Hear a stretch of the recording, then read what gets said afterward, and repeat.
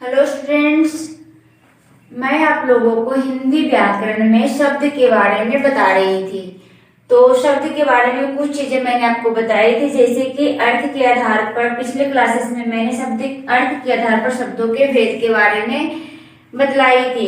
तो शब्द के अर्थ के आधार पर शब्दों के कितने भेद होते हैं? 4 होते हैं, जिसमें तत्सम, तद्भव, देशज और विदेशज होता है। ओके, तो मैं तत्सम और तद्भव को आपको समझा चुकी हूँ।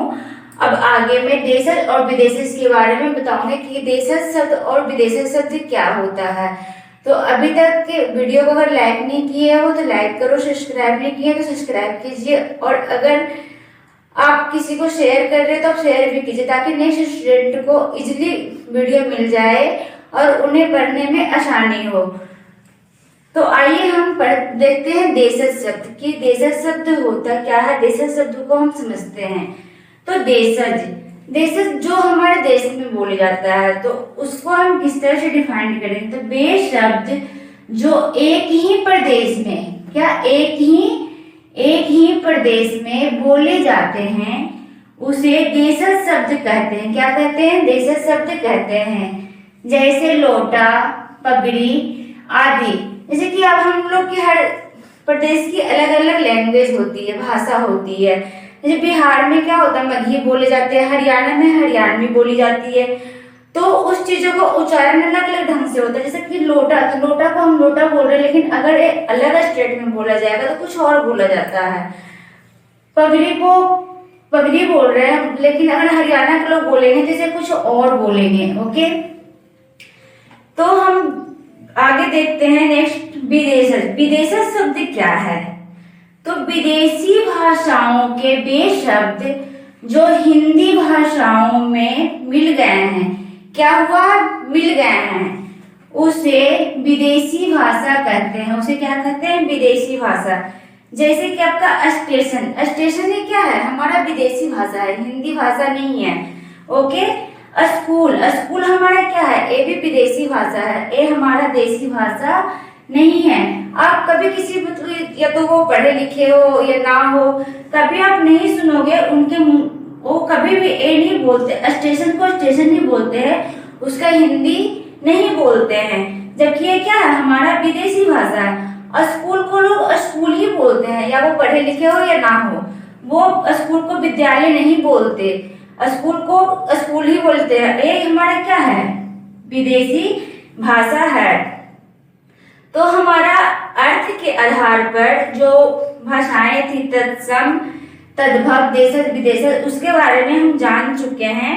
और ये सारे ये चारों जो है तत्सम, तद्भव, देशज, विदेशज, ये हमारे सार्थक शब्द के अंतर्गत आता है। मैंने आपको पिछले क्लास में बताई थी कि अर्थ के आधार पर शब्दों का 2 भेद होता है, सार्थक और निरर्थक। तो ये सारे क्या है? सार्थक शब्द के अंतर्गत आती है। और दूसरा हम जानते हैं निरर्थक। तो निरर्थक शब्द क्या है? जिस वर्ण समूह का कोई अर्थ ना निकले उसे निरर्थक शब्द कहते हैं। जैसे कि मैंने आपको पिछले क्लासेस में भी बता चुकी हूँ। जैसे छक का क्या है? कोई अर्थ नहीं निकलता। धाए का भी कोई अर्थ नहीं निकलता है।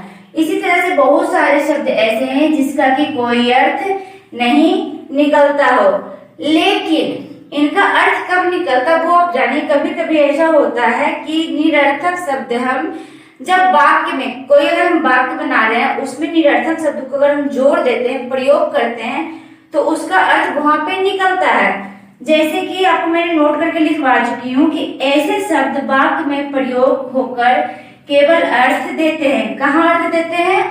केवल वाक्य में प्रयोग होकर कहाँ देते हैं? वाक्य में प्रयोग होकर केवल अर्थ देते हैं। जैसे गड़ का कोई अर्थ नहीं होता, लेकिन अगर गड़गड़ाहट है तो इसका अर्थ होता है। गड़गड़ाहट जिसे बोलते हो ना, जब बिजली गरजती है तो उसे क्या बोलते हो? काफी तेज से बिजली गड़गड़ा रहा है। ओके, तो यहाँ क्या हुआ? इसका अर्थ निकला। कब निकला? जब हम इसको वाक्य में प्रयोग किए तब निकला। बड़बड़ का क्या अर्थ होता है? बोलते हो ना अपने लैंग्वेज में, ये बहुत बड़बड़ा रहा है ना। तो जब हम वाक्य में इसको प्रयोग कर रहे हैं तो इसका अर्थ निकल रहा है। क्या हो रहा है? अर्थ निकल रहा है। लेकिन अगर ऐसे हम बोलेंगे बड़ तो इसका कोई अर्थ नहीं निकलेगा। तो यहाँ पे क्या हुआ, इसका अर्थ निकला, लेकिन कब निकला, वाक्य में प्रयोग करके। That's all, thank you. आगे की क्लासेस अब हम नेक्स्ट वीडियो में आपको बताएंगे।